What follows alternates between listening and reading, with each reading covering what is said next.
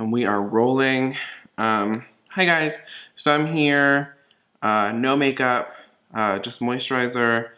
I'm about to go to bed, and this is when these thoughts start hitting me. This is when the PTSD starts hitting me. And, you know, I've put a lot of myself online. A lot of people know more about me than honestly some of my family members.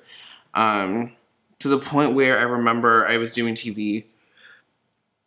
I did this morning or something, and this older gentleman who I'm not even related to at my grandfather's funeral, because I lost all my grandparents while I was doing different TV and interviews and stuff, all four of them, to cancer, which I never talked about. But yeah, so one of them at the funeral was like, "So is what they say on TV true?" I was like, "This is like the most inappropriate thing you can bring to me." Like, my dead grandfathers were in front of us. Anyways, so I don't see my family. I don't talk to my family. So that was just like really weird, this person bringing up. Fucking moron. Anyways, hi guys. So you can tell by this video, this is an inspiration video. I've been inspired by Paris Hilton, and it also took me 2 years to come on here and talk about this because I've been healing. When something like as I share my story and as I unravel more of the things, this is going to be a series because there's more things that come up, and this is going to help my PTSD and just help me heal from this, because I didn't know of these places until I was trapped in one. And the effects of this will be with me for a long time. So the flashbacks and everything. So, hi, I'm Vinnyohh.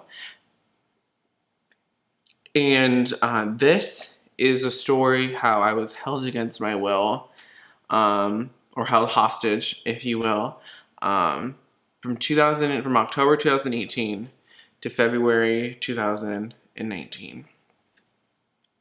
So a lot happened in 2017, and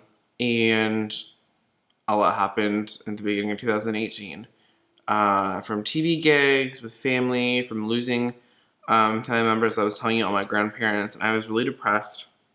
Some horrible, horrible things happened. So when a lot of people knew who I was and I felt like I could be more of myself, I took more risks with people. I took more risks with friends and friendships and relationships. And it ended up putting me in really dangerous places. I got pretty badly hurt and raped many times in that period by numerous different people. And so I really wanted, I was begging my parents to help me, because being queer in a very religious, almost conservative family who wasn't really accepted as a child at all and still isn't validated now. Okay, sorry, my battery died, so I had to plug another one in. Thankfully, we are prepared. We've been doing YouTube enough to know to have backup batteries. So as I was saying, I had to beg. Luckily, I had the privilege enough for my parents to give in, and through my therapist that I was seeing at the time, she told me that there was these people called ed consultants, and what ed consultants do is they assess, honestly, they solicit your children and they sell you into boarding schools or things like the place I went to. It might come out in these series, but I don't want to give them any credentials. I don't want to send them any hate, because then I do believe that this place would be vicious enough to post a fucking religion, horrible, foul things, whatever they could to deflect. But I know they're gonna watch this because I know that they still watch my stuff. And I also just want you to know that when you do watch this, you fucking retreatment house and rich house, that I've had 10 of your ex-employees contact me and either apologize for the things that I went through or make sure that I was okay and not going to kill myself, because that is the amount of 2 years later. So that is the amount of abuse that I endured. And I honestly hope that you beg yourselves for forgiveness. So anyways, the people that did apologize, because I think there is a little hope for you. So anyways, so in about a week, I met this woman. Not going to say her name. Well, I didn't meet her. She called me on the phone, and I was actually in bed with my partner. I was in the car, sorry. At the time, my partner at the time, who's still a good friend of mine, kind of. And I remember I picked up the phone, and she just wanted to know all my problems in the first 5 seconds. Without her even knowing me or my weight, she said, "Oh, do you have an eating disorder? Because you sound like you have an eating disorder." And I've never had an eating disorder. I've never pushed a plate from being like 14 till now. I've always just been really disgustingly thin until I turned like 25, 26. So my friend at the time was like in the car with me. He was like, "Babe, I don't know who this woman is, but she's like really fucking rude and like vicious, and I don't like where she was going with like her questions." So, and I agreed, and I was like, "Oh, I wasn't really feeling this, but I really needed the help." So I agreed. I called my mom, and I was like, "Hey, I don't like the tone this woman had. If we can change this ed consultant." She was like, "No, we really can't. It's the only one we have." So I was like, "Okay, great. So I'm gonna act like I like this bitch so I can get to a good,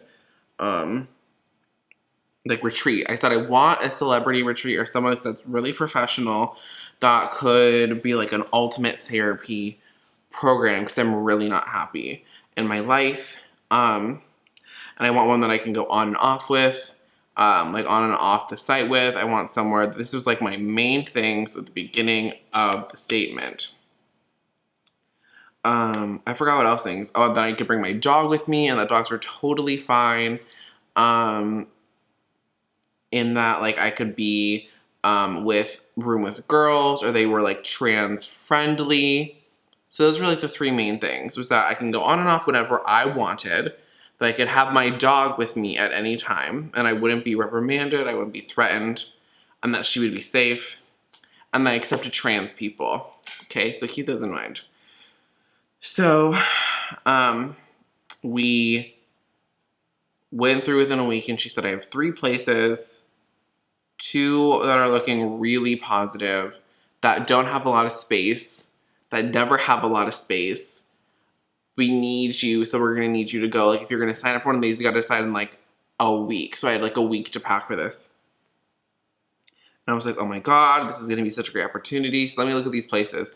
These places didn't have a lot of pictures. These places didn't have any reviews. And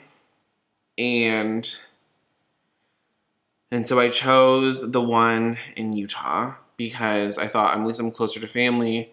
They can come get me. I can always travel back to LA if it's really that bad. I should have brought tissues for this. So I decide where I'm gonna go. It's literally 1 a.m. But I was taking a shower just now, and I was like, I think it's time that like these flashes in my mind I just need to talk about my experiences, because I feel like there was a disconnect in the months. I also feel like, I lost a lot of friends. I lost my closest friends because of this, because either they were mad that I didn't talk to them, they thought that I was like in some rehab, or like they didn't believe me, and I'm just not gonna be friends with people who like are like, "Oh yeah, like you're so great and like I love you, but like your experiences weren't valid, or like or like you could have done more," or like, and that befuddled me. So I lost pretty much all friends and distrust in my family completely from this experience. So anyway, so we go. She's like, "Okay, great. Let's go to this place. It's in Farmington, Utah." And I'm like, "Okay, great." Knowing nothing about Utah, knowing nothing. I was told that my mom was like, make sure that they're not like Mormon or they're not LDS because they don't want you in a cult. I was like, it's funny that you're the one asking me these questions when you should be asking them too. And so she's asking them too. And so eventually, through that week, and I'm feeling good. And the sheet that I was given, that says that I said it was an on-off campus, it's trans friendly, I'll probably be in my own room. So I will be in my own room. My dog's totally allowed. Dogs are totally fine. I can go on and off whenever I want. I will have my money. I will have my ID. I will have everything on me. It's going to be great. It's going to be like a therapy retreat. There's yoga. There's like massages. There's like whole gourmet food, that caters to all dietary things. That this is not a rehab. I was told that this is a retreat for people, which later, it's not a retreat. It's never been considered a retreat center. Stop. Wake up. She's going to start snoring really loud. You're okay, mamas. So, yeah. So we go. I tour. So me and my mom, we drive there. Because if you know the system, they like getting people there as fast as possible. But I just thought it was weird we were driving there. And then it made sense to me, as I'm saying this right now, to why we drove there. It's because my mom probably wanted to spend time with me because she knew what was actually happening. Oh my God. Oh my God. So we got there after 2 days. I remember staying in the hotel. I remember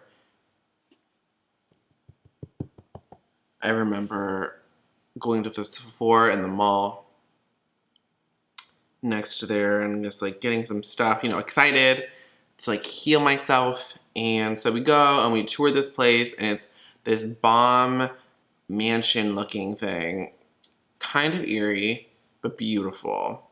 Like all like to look illustrious, and like they had a pool. It was summer. Well, it was like October, so it was still kind of like warm outside.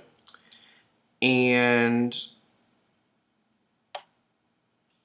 so they like showed me the different rooms and like where I would be rooming in, which was like in this back underneath the house, kind of like little room. It was right next to the therapy rooms, and I was like, oh my God, this is perfect.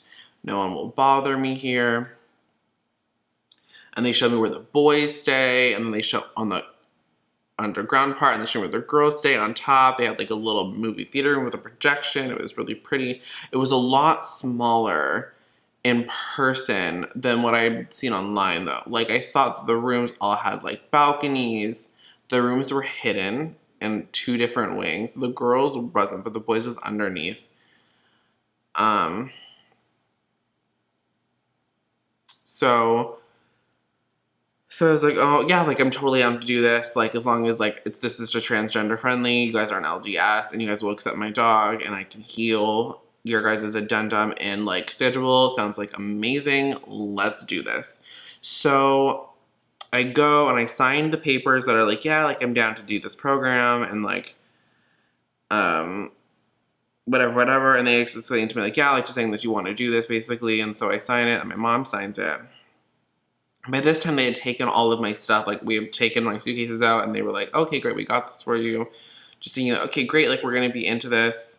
I got off Target. So, because now I'm hitting the point where they tell my mom, okay, gotta go. So my mom's bawling her eyes out officially, and I'm so confused because I'm like, this is just a start. She's just crying because it's going to be an experience for me. No, she knew.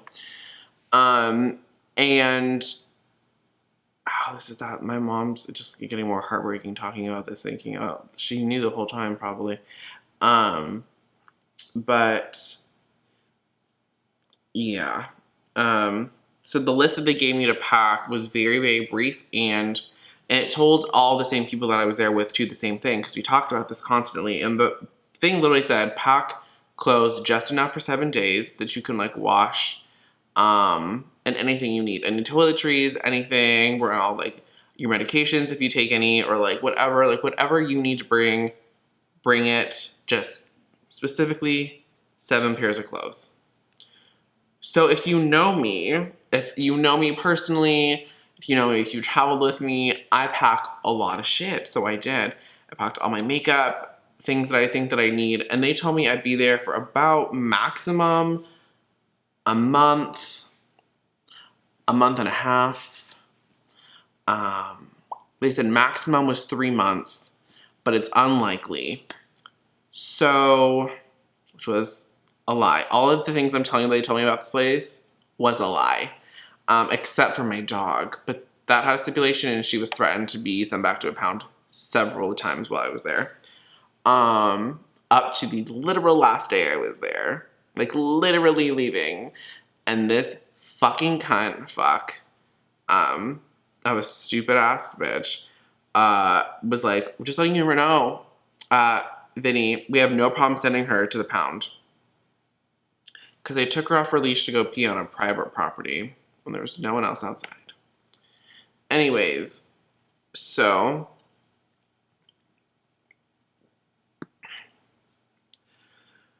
my mom leaves crying. And I'm like, okay, great, here's the party starts. Like, I was wearing an orange jumpsuit, yellow nails, no brows, foundation, like Charlotte Tilbury, sensual skin moment. Soft and gentle contacts. And I get in the room, and they're going through all my stuff. Oh, no, they asked me to go in this room after I say goodbye to my mom. And they tell me to take all my clothes off and shake to make sure I'm not bringing any weapons in the house. I'm thinking, okay, great. Yeah, like, there's younger kids in here. Like, I get it. Like, people could be crazy. Like, I'm really happy they're taking these precautions and being really fucking nice. And so, yeah, so I take all my clothes off under these things, and I jump, which is stupid because you can still get away with shit like that. And it's like, okay, great, go in your room. Everything's being unpacked for you. And I'm like, unpacked for me? So I asked them to show me like where my room is because I forgot. And so they're taking me down to my room, and I noticed that my stuff is being taken away as they're unpacking it. They're counting it, they're inventorying it like 2 or 3 times. And they're taking it away. Like, all of it. All my money, all my cards, my ID, I had my ID. My wallet gone. Yeah. And I remember my parents put money in the day before because they're like, oh, because you're going to need this. So I was like, okay, this is a little weird, but I have my ID. So I was like, okay. And I remember driving there, like, down the street. There was, like, there was a police department right across the street down the hill from where this house was on, because the house was on a hill, or, like, a mountain, whatever the fuck that is. And there was, like, a Wells Fargo down the street, a gas station, a bike shop, a cafe. Yeah, just memories in my head. And so they're putting all my stuff away, and I'm like, great, like, let's get started into this. And things just got really weird. I noticed that some people that were, like, living in the house immediately weren't of a neurotypical mindset, and were at different functioning levels. I noticed that just something was really off. People were following me with walkie-talkies all of a sudden. But I said, okay. But within like the first couple hours, and they took my phone, because they said, you can't have your phone for a couple days. It doesn't really last, usually a week, but typically we take it a week so you can like fully immerse yourself into the system. So I was like, okay, great, I'll go get my phone in a couple of days. Like, I'm really chill. I'm really only here to get, like, basically rape therapy. The more I tell this, it's kind of scary. Because I've been making excuses for all of the things that they did, and now I'm realizing my true intention of why I went there. And it's actually horrifying of the abuse that I endured while I was there. So yeah, I mean, everything just got kind of weird from there, from like the food being to the people being there being like not of clear mind, to these therapy groups being run by college kids that didn't know what they were doing. And it hit day 3, and this therapist wasn't giving me my phone or money back, but I was like still really chill. I'm really, really kind and easygoing, but I started getting worried, and I was like, I need to call my mom. We made like this path, like if this program wasn't what I thought it was, then I can like go back home to LA, which my apartment was still here, still paying rent on it, and so she said no to my face. Like, you don't get any of your stuff. Like, you sign pay. Like, and she didn't say sign paper. She's like, that's just not what we do here. Like, and you're gonna wait a whole week. And she had like this weird power trip. Like, she said it, and I was like, okay, great. So, you didn't give me my stuff that I own. So I was like, okay, great. So, I'm so scared to share this. This isn't about anyone else. This is about me telling my story. So I go to the police right after that. I literally stormed out of her room. I took Kai with me, and I went to the police station that was literally down the street. I looked up Google Maps. It's literally down the hill, but it's a fucking hill. I passed people that worked there that owned it, but like were like other therapists for it. I use therapists lightly. So I went to the police station with Kai. Hi, mamas, you're okay. You're okay. She's having a nightmare. Hey, your tongue's out. Your tongue's out, Nini. And I go to the police. I'm like, hey, I need to file a police report. My phone's gonna. I was like, hey, I need to file a police report. I was like, my stuff was just taken from me. And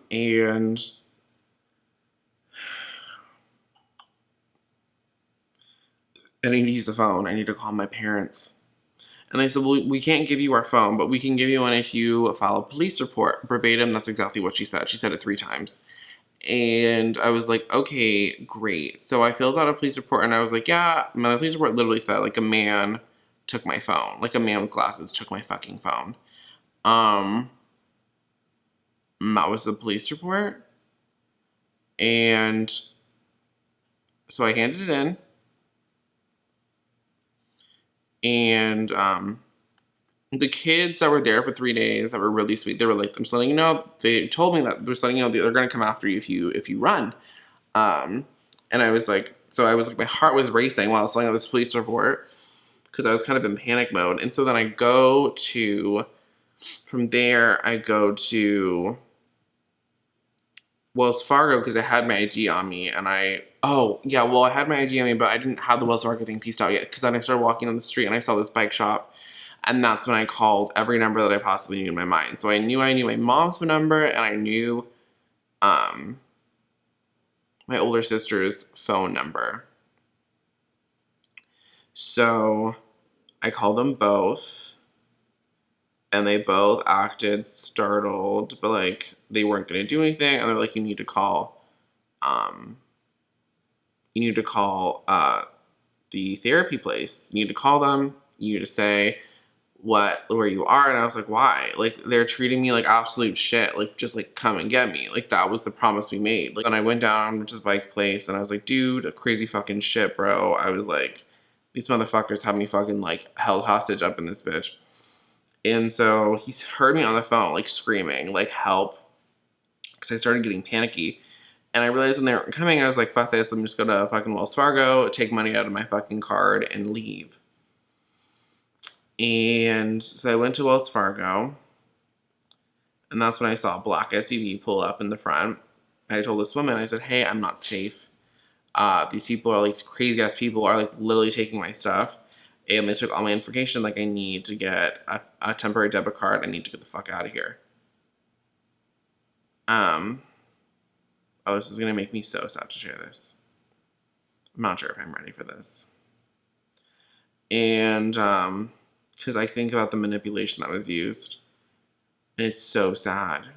And I can't even fully describe because most of it was been blocked out of my memory. But so it pulled up, and it was that anorexic, stupid bitch that like she was like, "Hi," I looked at the woman at Wells Fargo and said, "You need to call the police."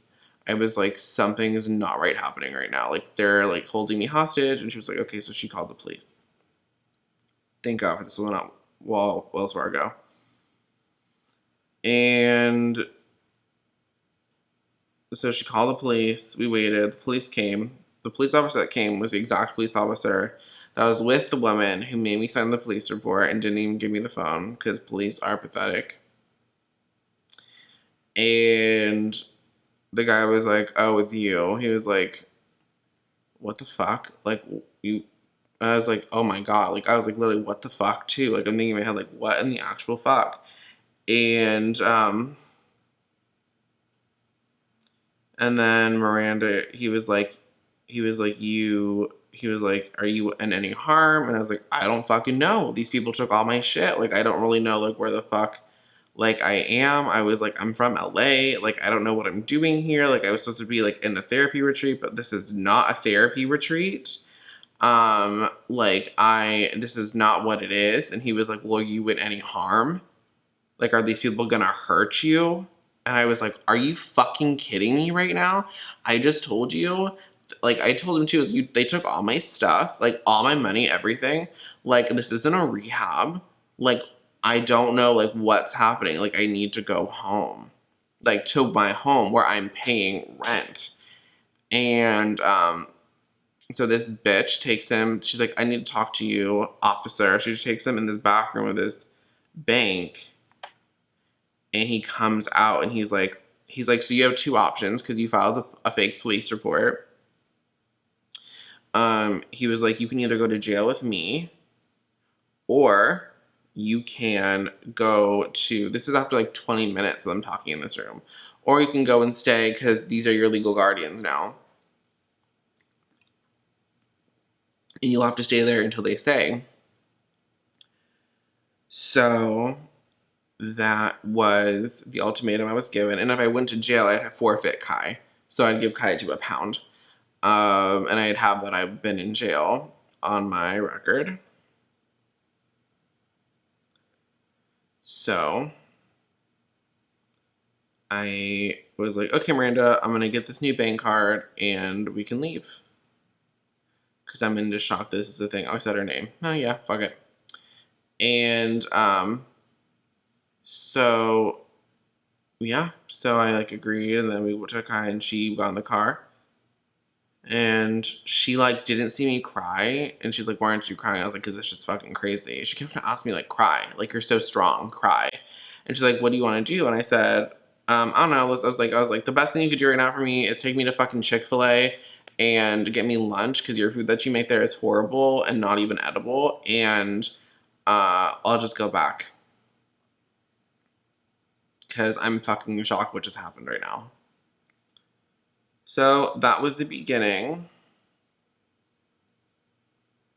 to how I was held hostage for 4.5 to 5 months in Farmington, Utah. They reminded me ever so often that if I ever left, because I tried 3 times not to run because I'm not stupid.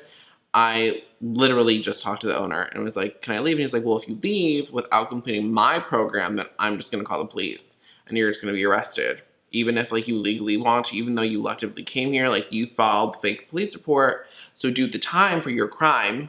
Literally. And he was laughed in my face and he got other employees, um, like this stupid ass white bitch with freckles who, oh god, so fucking dumb. Got her to be like, to call the police one time when I was like trying to sign my paper. She's like, "By the way, when you sign this, like you're getting arrested on the spot for filing that fake police report 2 months ago," which wasn't a fake police report.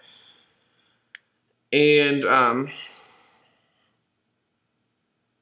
so I stayed because I didn't want to go to jail, and I stayed because I didn't want to lose Kai.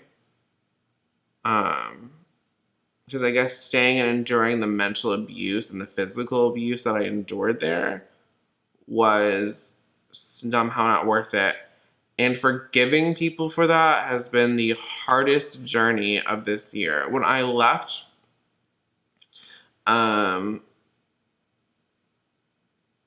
it was based on my parents realizing that I wasn't going to leave, and they freaked out. And then it was based off of, we can get into different stories about this, but I left a couple days before my birthday, which is February 12th. I got out February 8th. And the only way I could leave this program, which they ended up telling me it's an assessment center after a month of being there, they said this isn't where you get treatment otherwise. This program costs like $32,000 without medical expenses a month. So for an assessment center to take that long to assess you is a crime in itself.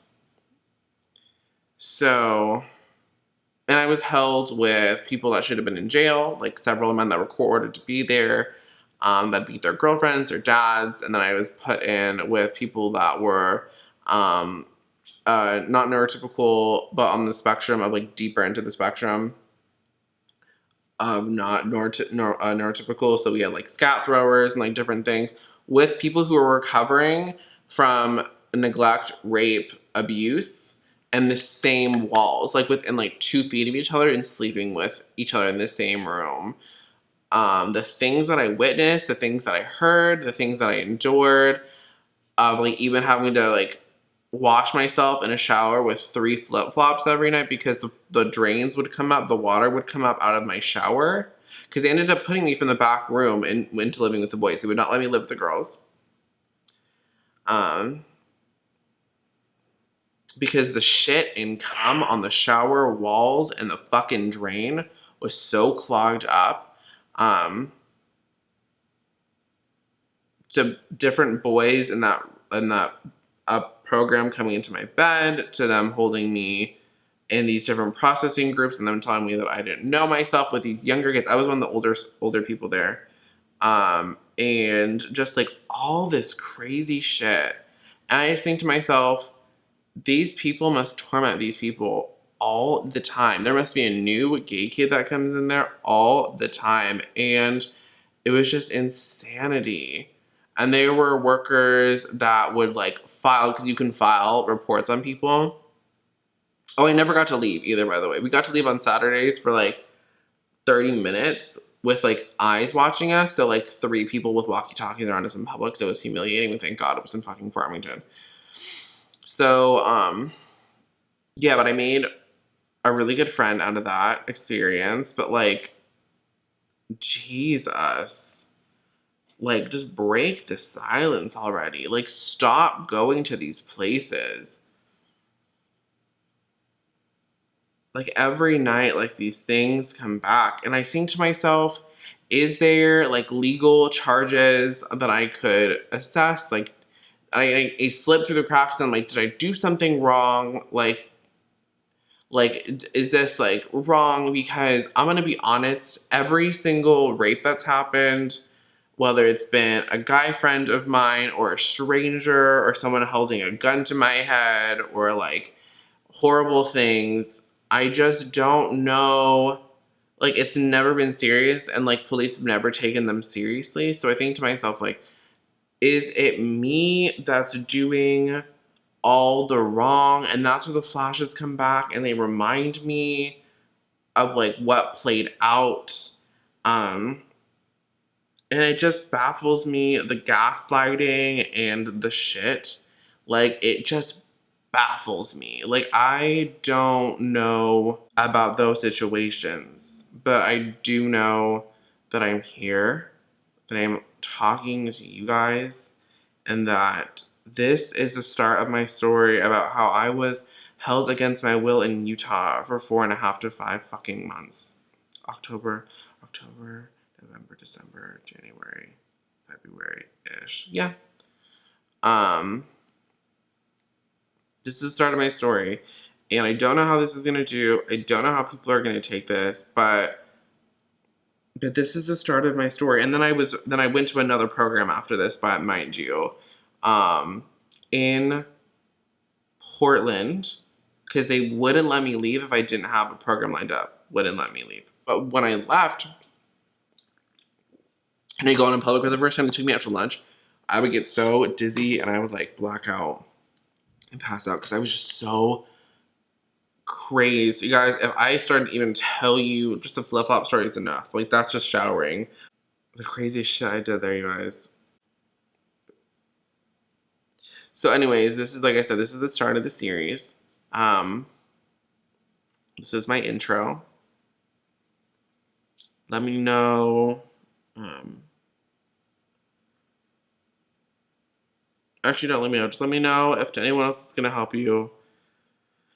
Just don't go to these programs. Don't trust anybody with your mental health like that. Don't ever sign yourself to a building or a person. Don't do it. Don't do it. There's not a rehab that's good enough. There's not a single therapy program that's going to get you through it. Just don't do it. And I didn't go to rehab. Like this place had one white dude from Napa, basic ass bitch, that literally was there for weed.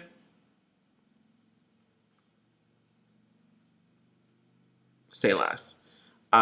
We have kids that are having a literal meth problem and a literal heroin addiction in LA. Like insane. A benzo addiction at minimum.